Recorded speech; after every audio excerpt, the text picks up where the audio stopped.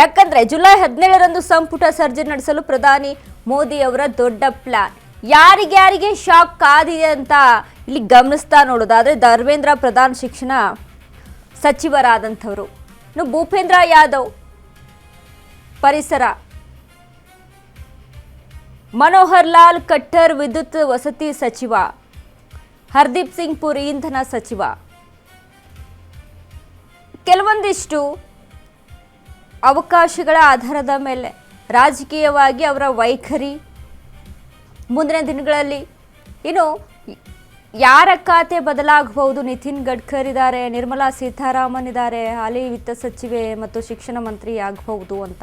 ಇನ್ನು ಪಿಯೂಷ್ ಗೋಯಲ್ ಇದ್ದಾರೆ, ಹಾಲಿ ವಾಣಿಜ್ಯ ಸಚಿವ ವಿತ್ತ ಸಚಿವ ಆಗಬಹುದು. ಇನ್ನು ನಿತಿನ್ ಗಡ್ಕರಿ ಹಾಲಿ ಸಾರಿಗೆ ಸಚಿವ ಹೆದ್ದಾರಿ ಸಚಿವ.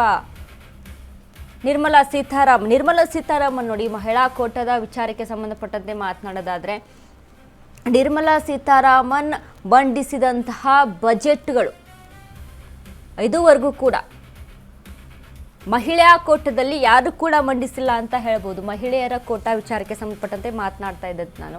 ಸೊ ಹಾಗಾಗಿ ನಿರ್ಮಲಾ ಸೀತಾರಾಮನ್ ಖಾತೆ ಬದಲಾಗುವಂಥ ಚಾನ್ಸಸ್ಸು ಇಲ್ಲಿ ಇದೆ ಅಂತ ನೋಡಿದ್ರೆ, ಅಂದರೆ ಒಂದಿಷ್ಟು ಅಂದಾಜಿಸಿ ನೋಡಿದಾಗ, ಒಂದಿಷ್ಟು ಲೆಕ್ಕಾಚಾರವನ್ನು ಹಾಕ್ಕೊಂಡು ನೋಡಿದಾಗ ಇಲ್ಲಿ ನಮಗೆ ಸಿಗ್ತಾ ಇದ್ದಂಥ ಒಂದಿಷ್ಟು ಹೆಸರುಗಳು, ಇಡೀ ಸಂಪುಟ ಸಚಿವರ ರಾಜೀನಾಮೆ ಪಡೆಯುವಂಥ ಚಾನ್ಸಸ್ ಇದೆ. ಇಡೀ ಸಚಿವ ಸಂಪುಟ ಸಚಿವರ ರಾಜೀನಾಮೆ ಅಂತ ನೋಡಿದಾಗ ಅಲ್ಲಿ ಯಾರ್ಯಾರಿಗೆ ಕೋಕ್ ಕೊಡಲಾಗುತ್ತೆ, ಯಾರ್ಯಾರಿಗೆ ಶಾಕ್ ಕಾದಿದೆ, ಇನ್ನು ಅದ್ರ ಜೊತೆಗೆ ಯಾರನ್ನ ಹೊಸಬರಿಗೆ ಅವಕಾಶವನ್ನ ಮಾಡಿಕೊಡ್ಲಾಗುತ್ತೆ. ಈಗಾಗಲೇ ಏನು ಬಿಜೆಪಿ ಒಂದ್ ಕಡೆ ಓವರ್ ಆಲ್ ಎಲ್ಲ ರಾಜ್ಯಗಳ ಪೈಕಿ ನಾವಿಲ್ಲಿ ಗಮನಿಸಿ ನೋಡಿದಾಗ, ಈಗ ಬಿಜೆಪಿ ಕರ್ನಾಟಕ ಅಂತಾನೆ ನೋಡಿದಾಗ ಕರ್ನಾಟಕದಲ್ಲಿ ಬಿಜೆಪಿ ತುಂಬ ಸೈಲೆಂಟ್ ಆಗಿ ಮೌನವನ್ನು ವಹಿಸ್ಕೊಂಡು ಬಿಟ್ಟಿರುವಂಥದ್ದು. ಸೊ ಹೀಗಾಗಿ ಒಂದಿಷ್ಟು ಆರೋಪಗಳು ಕೂಡ ಕೇಳಿ ಬರ್ತಾ ಇತ್ತು ಕೇಂದ್ರದ ಮೇಲೆ. ಯಾಕೆ ಕರ್ನಾಟಕದವರಿಗೆ ಇಲ್ಲಿ ಕೇಂದ್ರದಲ್ಲಿ ಏನು ನೌಕರಿಯ ಹುದ್ದೆಗೆ ವಿಚಾರಕ್ಕೆ ಸಂಬಂಧಪಟ್ಟಂತೆ ಯಾಕೆ ಒದಗಿಸಿಕೊಡ್ತಾ ಇಲ್ಲ, ಯಾಕೆ ಸಿಗ್ತಾ ಇಲ್ಲ, ಕರ್ನಾಟಕದವರಿಗೆ ಎಷ್ಟು ಆದ್ಯತೆಯನ್ನು ಕೊಡಲಾಗುತ್ತೆ, ಕೇಂದ್ರದಲ್ಲಿ ಕೊಡಲಾಗ್ತಾ ಇದೆ, ಗಮನಿಸಿ ನೋಡಿ. ಹೀಗೆ ಒಂದಿಷ್ಟು ಲೆಕ್ಕಾಚಾರಗಳು ಇಲ್ಲಿ ಉದ್ಭವ ಆಗಿತ್ತು. ಇನ್ನು ಯಾರಿಗೆ ಚಾನ್ಸ್ ಇದೆ? ಮನೋಜ್ ಸಿನ್ಹಾ, ನಿತೀಶ್ ಕುಮಾರ್ ಇದ್ದಾರೆ, ಮಾಜಿ ಸಿಎಂ, ಶಕ್ತಿಕಾಂತ್ ದಾಸ್ RBI ಮಾಜಿ ಗವರ್ನರ್,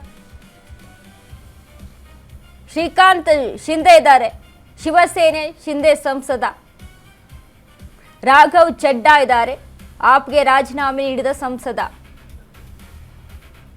ಬಾನ್ಸುರಿ ಸ್ವರಾಜ್, ಸುಷ್ಮಾ ಸ್ವರಾಜ್ ಪುತ್ರಿ ಸಂಸದೆ. ಯಾಕೆ ಇವರಿಗೆ ಅವಕಾಶವನ್ನ ಕೊಡಬಹುದು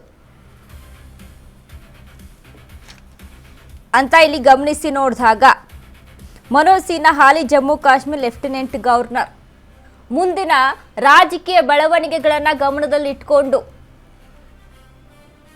ಮುಂದಿನ ನರೇಂದ್ರ ಮೋದಿ ಅವರ ರಾಜಕೀಯ ಬದಲಾವಣೆಗಳು, ರಾಜಕೀಯ ಬೆಳವಣಿಗೆಯನ್ನ ಗಮನದಲ್ಲಿಟ್ಕೊಂಡು ಈ ಒಂದಿಷ್ಟು ಇವರಿಗೆ ಅವಕಾಶವನ್ನ ಮಾಡಿಕೊಡ್ಬೋದು ಅಂತ ಹೇಳಿದಾಗ, ಮನೋಜ್ ಸಿನ್ಹಾ ನೋಡಿ ಹಾಲಿ ಜಮ್ಮು ಕಾಶ್ಮೀರ್ ಲೆಫ್ಟಿನೆಂಟ್ ಗವರ್ನರ್.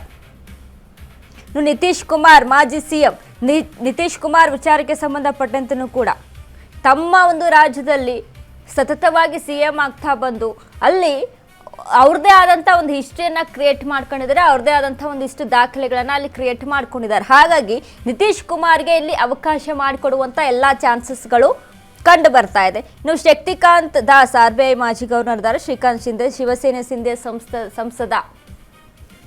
ಶಿವಸೇನೆ ವಿಚಾರಕ್ಕೆ ಸಂಬಂಧಪಟ್ಟಂತೆ ಆಪರೇಷನ್ ಶಿವಸೇನೆ ಏನಾಯ್ತಲ್ವಾ, ಅಲ್ಲಿ ಪ್ರಮುಖ ಪಾತ್ರವನ್ನು ವಹಿಸಿದಂಥ ಶ್ರೀಕಾಂತ್ ಶಿಂದೆ ಇದ್ದಾರೆ. ಇನ್ನು ರಾಘವ್ ಚಡ್ಡಾ, ಆಪ್ಗೆ ರಾಜೀನಾಮೆ ನೀಡಿದಂಥ ರಾಘವ್ ಚಡ್ಡಾ ವಿಚಾರಕ್ಕೆ ಅಂದರೆ ಆಪ್ ಪಕ್ಷದಲ್ಲಿ ಒಂದು ರೀತಿಯಾಗಿ ತಮ್ಮದೇ ಆದಂಥ ಚಾಪನ್ನು ಮೂಡಿಸ್ಕೊಂಡು, ತಮ್ಮದೇ ಆದಂಥ ಒಂದಿಷ್ಟು ಆಪರೇಷನ್ಸ್ಗಳನ್ನು ಮಾಡಿಕೊಂಡು ಇಡೀ ಪಕ್ಷವನ್ನು ಮುನ್ನಡೆಸ್ಕೊಂಡು ಬಂದಂಥ ರೀತಿಯಲ್ಲಿ ಇವರಿಗೆ ಕ್ರೆಡಿಟಲ್ಲಿ ವ್ಯಕ್ತವಾಗ್ತಿತ್ತು. ಅವ್ರಿಗೆ ಅವಕಾಶ ಕೊಡುವಂಥದ್ದು ಈ ಬಾರಿ ಹೆಚ್ಚಾಗಿ ಕಾಣಿಸ್ತಾ ಇದೆ.